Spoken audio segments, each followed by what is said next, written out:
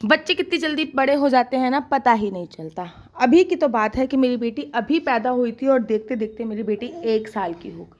अब जब मेरी बेटी 1 साल की हुई और इसका पहला जन्मदिन आया तो हमारे पास 2 ऑप्शन थे। या तो हम एक होटल लें और अपने गेस्टों को, अपने रिश्तेदारों को, अपने फ्रेंडों को बुलाएं और बड़े सेलिब्रेट करें, या फिर हम सीधा भगवान की शरण में जाएं। अब ये 2 ऑप्शन में से हमने दूसरा ऑप्शन चुना कि हम भगवान की शरण में जाकर ही अपनी बेटी का जन्मदिन मनाएंगे। एक बजट हम लोगों ने निर्धारित किया कि इतना बजट होना चाहिए और उसके बाद ही हम लोग भगवान की शरण में जाकर बर्थडे सेलिब्रेट करेंगे और साथ ही के साथ रुद्र अभिषेक बनाएंगे। तो सुबह सुबह हम लोगों ने डिसाइड किया कि हम लोग जाएंगे ज्योतिर्लिंग। मेरी बेटी का जन्म 23 तारीख को रात को 2 बजे हुआ था। हम लोग 23 तारीख को रात को 8 बजे निकले अपने घर पुणे से और रात को ठीक 2 बजे हम लोग त्र्यंबकेश्वर ज्योतिर्लिंग पहुंचे। एक बात बता दूं, त्र्यंबकेश्वर ज्योतिर्लिंग 12 ज्योतिर्लिंग में से एक है। त्र्यंबकेश्वर ज्योतिर्लिंग भारत का एक इकलौता ज्योतिर्लिंग है जिस ज्योतिर्लिंग में ब्रह्मा, विष्णु, महेश तीनों के साक्षात दर्शन होते हैं। 3 दिया है अंगूठे के स्वरूप की, जिसकी ऑलरेडी वीडियो मैं अपने यूट्यूब चैनल पर डाल चुकी हूँ। 2 बजे हम पहुंचे। 2 से 4 बजे तक हमने होटल सर्च किया, बट हमको 2 से 4 तक कोई भी होटल नहीं मिला। फिर हमने डिसाइड किया कि लाइन जो है वो भीड़ जो है बढ़ती जा रही है, क्योंकि ऑब्वियसली बात है वो ज्योतिर्लिंग है तो भीड़ तो बढ़ती चली जाएगी, बढ़ती चली जाएगी। हम लोगों ने स्नान किया, स्नान घर में है, शौच आदि कटने के बाद स्नान किया और हम लोग पहुंच गए ज्योतिर्लिंग के दर्शन करने के लिए। 5 बजे मैं लाइन में लगी और 5 बजे लाइन में लगने के बाद मेरा नंबर सुबह सुबह 11:30 बजे आया। 11:30 बजे मैंने दर्शन करे। उसके बाद मैंने सिया का रुद्र अभिषेक करवाया भगवान शिव का। सिया से रुद्र अभिषेक करवाया भगवान शिव का, क्योंकि रुद्र अभिषेक कराने से हमेशा लॉन्ग लास्टिंग लाइफ होती है, अर्थात बच्चे की आयु बढ़ती है और हमेशा भगवान शिव से संबंधित ही कार्य अपने जन्मदिन पर कराने चाहिए। उसके बाद हम लोगों ने देखा कि होटल तो कहीं है नहीं और इस समय पे 1 बज चुका था, तो हम लोग नासिक पहुंच गए। और नासिक में फिर हमने बहुत मुश्किल से, क्योंकि 25 दिसंबर था ना, 25 दिसंबर की वजह से सारे ही होटल बहुत ज़्यादा अच्छी तरीके से बुक हो रखे थे, इसलिए हमने एक होटल बहुत मुश्किल से हमको मिला। और जब होटल मिला तो हम लोग सीधा जाकर लड्डू गोपाल को कुछ खिलाकर हम लोग सो गए। और फिर हम लोग शाम को उठे 6 बजे।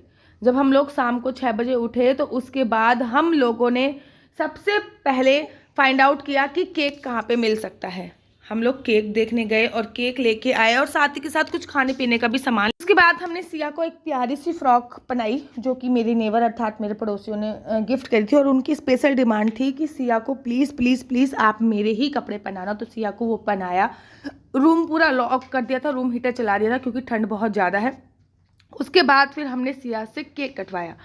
केक जो है वो प्रॉपर वेजिटेरियन केक था। और उसके बाद सबसे पहले केक हमने लड्डू गोपाल को दिया। और सिया केक काटते वक्त एंजॉय कर रही थी। इस वीडियो में आप देख रहे होंगे। जब केक काटा तो हम 4 जने मौजूद थे। एक तो मेरे लड्डू गोपाल मौजूद था, एक मैं मौजूद थी, एक मेरे हस्बैंड मौजूद थे, ओबियसली बात है एक बर्थडे गर्ल मौजूद थी जिसका जन्मदिन था। बर्थडे गर्ल के भी बाल नहीं आए हैं, इसलिए मैंने सिर पे ये हल्का सा लगा दिया ताकि लुक थोड़ा सा अच्छा आए, केवल यही रीज़न था। अब ये दोनों काटने के बाद लड्डू गोपाल को खिलाने के बाद सिया ने खाया और मैंने इसके पापा को केक खिलाया कि बेटी का पहला जन्मदिन बहुत बहुत मुबारक हो। मैं हमेशा कहती हूँ कि पाश्चात्य संस्कृति को अपनाओ, लेकिन अपनी संस्कृति को हमेशा ऊपर रखो। अपनी संस्कृति अर्थात मैं सुबह सुबह ज्योतिर्लिंग गई, ज्योतिर्लिंग के मैंने दर्शन करे और दर्शन करने के बाद रुद्राभिषेक कराया और रुद्राभिषेक कराने के बाद फिर मैंने केक इत्यादि काटा। मानिए ये सबसे बेस्ट बर्थडे था। मैं अपने रिश्तेदारों को बुलाती और उनको फिर खिलाती और उसके बाद 100 तरीके की बातें बनती हैं कि भैया हमको ये नहीं दिया, वो नहीं दिया, फलाना नहीं दिया, ढिकना नहीं दिया। इससे अच्छा मेरे को सबसे सही लगा कि मैं एक ज्योतिर्लिंग गई। इस बहाने सिया ने अभी तक 1 साल की उम्र में 2 ज्योतिर्लिंग के दर्शन कर लिए। जब तक इसकी शादी नहीं हो जाएगी हम कोशिश करेंगे कि इसको 12 ज्योतिर्लिंग के दर्शन कंप्लीटली अपने हाथ से करा दें। भैया फिर ससुराल चली जाएगी, फिर इसका ही मतलब होएगा। तो 12 ज्योतिर्लिंग के दर्शन हम लोग इसको कराने की पूरी ये हमारा प्रयास रहेगा। अभी तक सिया ने 2 ज्योतिर्लिंग के दर्शन कर लिए और शीघ्र 2024 में सिया 1 ज्योतिर्लिंग के दर्शन तो अवश्य और कर लेगी, जो कि महाराष्ट्र में ही स्थित है। आप लोगों को पता है हम लोगों को ड्राइविंग 7 घंटे हम लोगों ने ड्राइविंग करी, तब हम ज्योतिर्लिंग पे पहुंचे। 5 बजे मैं ठंडे पानी से 4:30 बजे मैं कपकपाती ठंड में ठंडे पानी से नहाई हूँ और उसके बाद 5 बजे मैं लाइन में लग गई थी और सिया भी उस समय पे उठ चुकी थी। सिया भी उस समय पे उठ चुकी थी और उठने के बाद सिया ने भी ज्योतिर्लिंग के, जब तक हम लाइन में लगते रहे, क्योंकि 5 बजे हम लाइन में लगे और 11:30 बजे हमें दर्शन के सौभाग्य प्राप्त हुए। इतनी देर में हमें दर्शन किया। सिया तब तक जगती रही, खेलती रही। कितना शुभ संकेत था ना कि जिस समय पैदा हुई उस समय ज्योतिर्लिंग पर पहुंच गई थी, अर्थात 2 बजे। और उसके बाद सुबह सुबह जब सिया की आंख खुली तो वो मंदिर प्रांगण में ही खुली। ये सबसे बेस्ट। आप लोगों की तरफ से सिया को बहुत सारे गिफ्ट दिए गए हैं, जो कि मैं ऑलरेडी अपने यूट्यूब चैनल पर डाल चुकी हूँ कि आप लोगों ने किसने क्या क्या गिफ्ट दिया है। और सबसे बड़ी बात, आप लोगों ने हमको ब्लेसिंग्स दी है और उससे बड़ा गिफ्ट तो कोई हो ही नहीं सकता। आप लोगों की दुआओं से बड़ा गिफ्ट कोई नहीं हो सकता। आगे भी मेरी बेटी को आप ऐसी ही दुआ देते रहे, ऐसी मैं परम मंगल में आपसे कामना करती हूँ।